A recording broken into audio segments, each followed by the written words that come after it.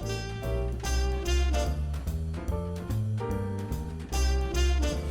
talking about Pissara's newest perfume, Pavillon Pavillon d'Or. We tried it yesterday and it's absolutely phenomenal. Thank we you love so it much. both. We really, really love it. And look, here is a beautiful aquarelle painting that Pissara did herself. Could you describe the Yes. idea behind it again? Yes. So, I'm come from Thailand, and this is Thai architecture surrounded with a lake. And the idea of the perfume is about oneself contemplating on life.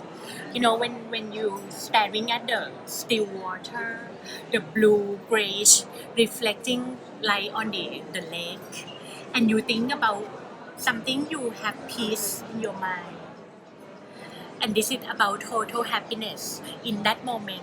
Because for me, the goal for Dusita is to create happiness in a bottle. So I chose the ingredient that give you the calming, cooling effect. Yeah, at first you really notice the mint in it, and Yeah. it's a very special mint, a mint I haven't noticed yet in other perfumes. It's really special, and it's so well.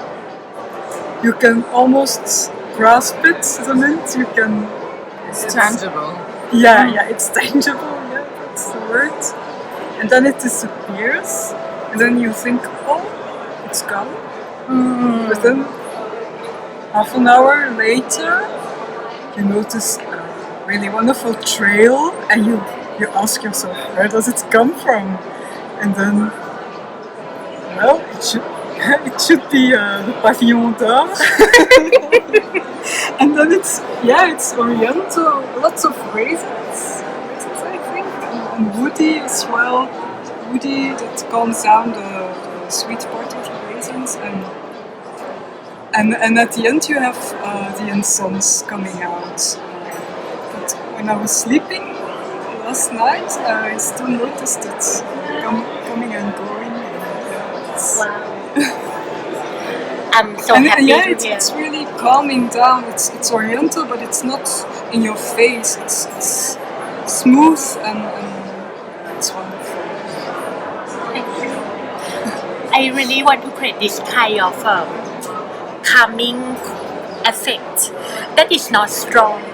You know, I feel like I'm for this feeling, for this piece, it's not for the very strong perfume, but the challenge is how to diffuse it.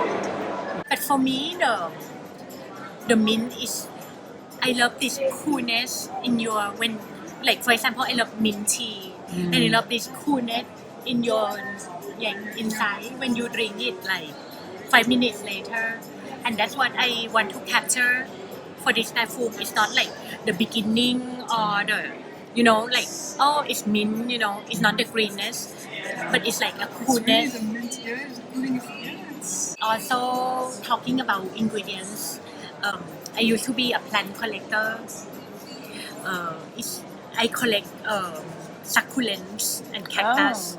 It's a very difficult plant, like euphorbia. Euphorbia is a plant that can kill you with the white resin coming out. But it's a plant that is very rare and very fascinating for me. And then one of the succulent that I really love is Boswellia. It's called Boswellia nana. And actually, the resin come from that. You know, they have like, it's not a big tree, but it's a plant that go in like Somalia. Like, you know, very hard condition. Yeah. And it has like, it's where the incense come from, with like a little bit of, if you took the leaf, it's a little bit citrusy and cool and a bit like frankincense. We are Aer. We make 100% natural perfumes in the really old school way. So if you're a perfume lover, I can go into a bit of detail. That means that we don't use anything chemical, anything synthetic. We don't use natural isolates. We don't use natural equivalents. Everything is just pure first degree plant extractions. Even our alcohol is organic. We develop our own recipes. We source all of our ingredients from all around the world. and we hand blend everything ourselves in the traditional way. So it takes 6 weeks for us to make one batch. This is our range. There are 6 perfumes. These 2 are the new ones from this year. So this is white pepper, which is built around a fougère core, but then with a really modern white pepper and Corsican immortelle complement. So it's really peppery, really strong, really scratchy and dry, I guess, in a really kind of fun way. This is Ylang Ylang, and of course we wanted a modern version of Ylang Ylang, so not Maitre, which is a great perfume, but not that. So this is we chose to focus instead on the indolic part and the let's say fatty parts and the cassia, sort of cinnamon part of Ylang Ylang. So to emphasize that, our perfume is sort of for perfume lovers. So we really tried to make something a little bit special every time we make a perfume. So this is cedar, and cedar is almost a straightforward wood with it's very, very cedar. It's very pencil cases.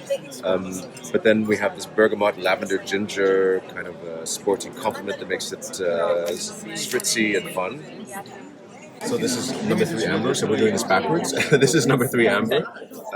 Amber is of course tree resin, and here we use 3 different tree resins, amyris, balsam of Peru, and a really beautiful storax that comes from the Honduran rainforest. It's handpicked by the tribe that lives in the rainforest. Next we have Cade, and Cade is obviously the tar from the juniper tree, from the bark. So it's super, super smoky. Arcade comes from an organic forest in the north of Spain. And here we also have this amazing frankincense, so olibanum, that's extracted from burnt frankincense. So it comes from Madhya Pradesh. It's handpicked just after the rainy seasons. I get the lime leaf. Yeah, there's kaffir lime leaf in there, so it's this interesting citrus that you're not used to, but if you eat Thai food, you're very used to. Yeah, and that's the range from 6 to 1. Lucien Ferrero is a perfumer, very experienced and talented. He was always working for big companies, but he was always in the backstage. So finally, he decided to show up with his own collection, and he worked on a trilogy, 3 perfumes that talk about love. So love in 3 different ways, from 3 different point of views. So the first one is called Par Amour pour Elle. Par Amour pour Elle, it's an ode of love for her, for his beloved one. So it's an interpretation of what is femininity for him. A very refined, a very sensual and elegant woman is Par Amour pour Elle, an orange flower absolute, tuberose absolute carnation, and the bottom of sandalwood and myrrh. It's beautiful. It is. It's gorgeous. Yeah, very elegant, and you feel this continuity and this fluidity in the sillage, and this is his signature somehow. Then Seringa Blanc. Seringa Blanc is an ode for love for nature. It's a tribute to Mother Nature, and it's a day of May where he was going out in his garden and he was overwhelmed by a very beautiful scent, floral scent, and he noticed that the mock orange bush was in bloom. So the Seringa flower, when it blooms, it means that springtime is coming. And he created a floral scent, but a green floral scent with lily of the valley, cyclamen, what else? Seringa flower and lily of the valley leaves. So it's very bright, very cheerful. Yes, indeed. And he wanted to express hope and rebirth with this creation. Then the third one, it's Par Amour pour lui. Par Amour pour lui, it's an ode of love for him. And here Lucien works on 3 mythical notes of perfumery, which are sandalwood of Mysore, blonde tobacco, Amsterdamer variety, which is a bit sweet, and the leather, the Andalusian leather, so a very refined and elegant leather to create a very elegant masculine creation, but which is very appreciated by women too. Yes. It's their favorite actually. Wow, this is very sexy. It is, and the more the time goes on and you wear it, you will feel this sensuality coming up. Well, yeah, they're all three of them are really special. Yeah, they are. Actually, I was saying to your colleague, to your friend, that Lucien loves the period of the Belle Parfumerie, exactly. So which goes from the end of 1899 till 1960, and he works with that aesthetics. So he writes perfumes with that kind of signature, which makes this marvelous sillage in the scent, which is very fluid and intricate in the same time. Okay, thank you very much. You're welcome. We only have one fragrance, which is Contagious. It's an African inspired fragrance that represents the culture and the belief of the African people. We're strong, we're bold, we're resilient, we're vibrant people, and we're noticeable. So I wanted to encapsulate that characteristics into the bottle of perfume. We used raw materials of Cambodian oud, labdanum, black pepper, oak moss, myrrh, and sandalwood as the key components of the fragrance. It's just very strong individual materials that blend well together to create a unique blend that stands out from the crowd. The richness and the depth is to signify the richness in culture of the African people. The fabric wrapped around it is handmade by the Western African culture. It's called ashoke. They use it for very special occasions in Nigeria for like coronations of the kings, weddings. This particular design was created for my brother's wedding last November. Okay. So I decided to use it as the identity of the brand because it's sentimental to me. So that's basically the story behind the brand. Thank you. Thank you. It smells fantastic. Thank you. Thank you so much. So very rich and vibrant. Thank you. Yeah, the oud is not too prominent because I don't really like it when it's prominent. Yes. But it's got good harmony and the oak moss comes out. Yes. Here we have the 7 collection by Pauline Rochas. Pauline Rochas is the granddaughter of the famous Marcel Rochas, who created the very famous perfume fund. And when her grandmother died, Hélène, who was the muse of Marcel, Pauline got into perfuming as well. And she created the 7 collection, which reflects the 7 chakras. Perfume did you start with? What was your first? When I started, it creation? was with a trilogy made of Alpha, Omega, and Id. And this trilogy is exactly to tell the story of my beginning, because Alpha is a beginning, Omega is a chapter who has been closed, and Id is a continuous transformation. And then I made a couple that's north and south. That is also the tale of my love story, because I'm from the south of the world and I felt in love for the north of the world because it's a Scandinavian person. Okay. And then everything else arrived with very big inspirations and a lot of joy. We can say that the Rituale is very red, fruity and oily, creamy perfume. Archetypo is very cold, woody, spiritual, with some accents and some roots from Namibia in Africa. Some roots that when you burn in Namibia, they burn to take away the bad spirits.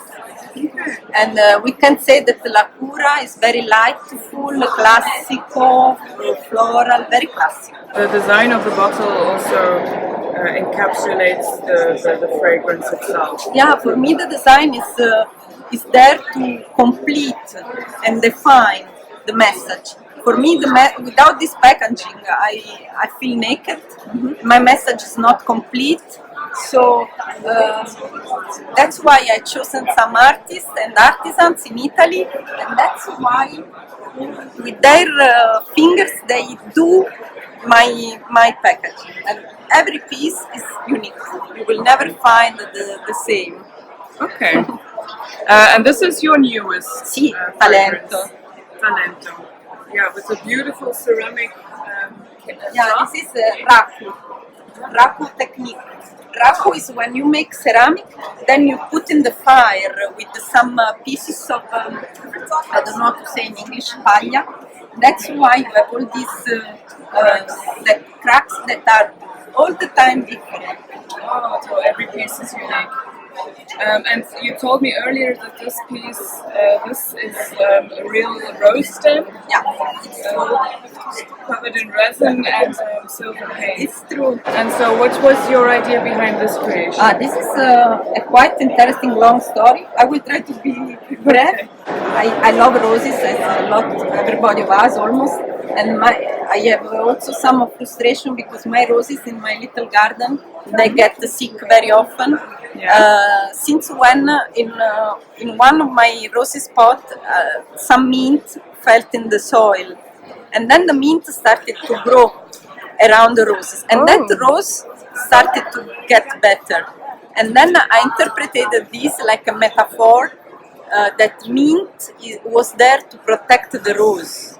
And this is perhaps what we have to do with our talent.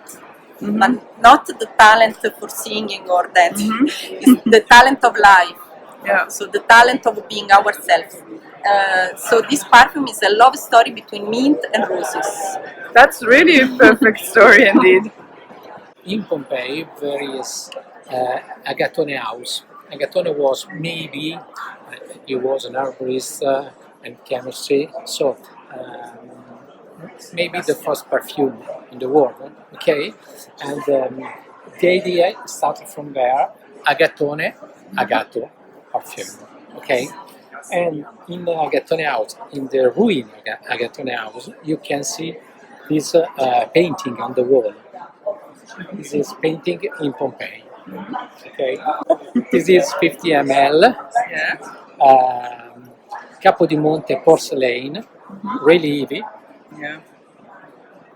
With this sign are sometimes in gold, silver, or platinum. Same as for the caps that are also in porcelain. Both are in wooden box.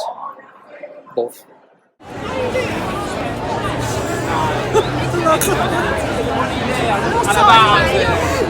Alla base.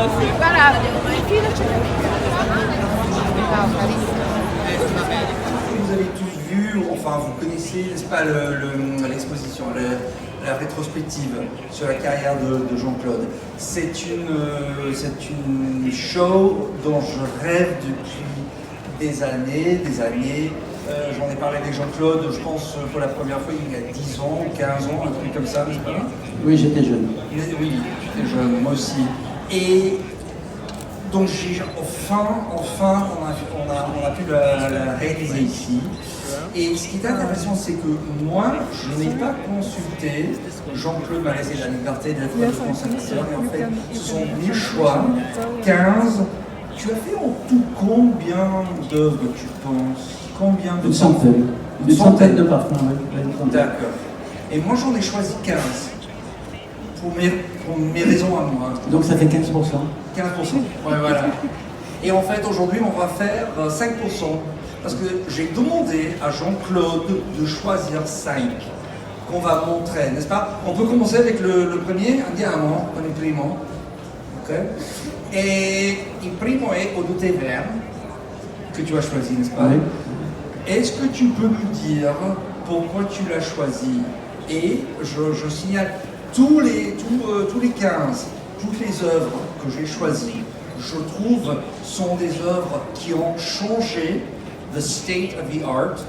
Est-ce qu'on dit l'état de l'art en français? Oui. Ouais. Qui sont, du point de vue esthétique et technique, des œuvres très importantes. Jean-Claude a influencé le médium artistique, il continue de le faire en fait. Demain matin, on va montrer sa...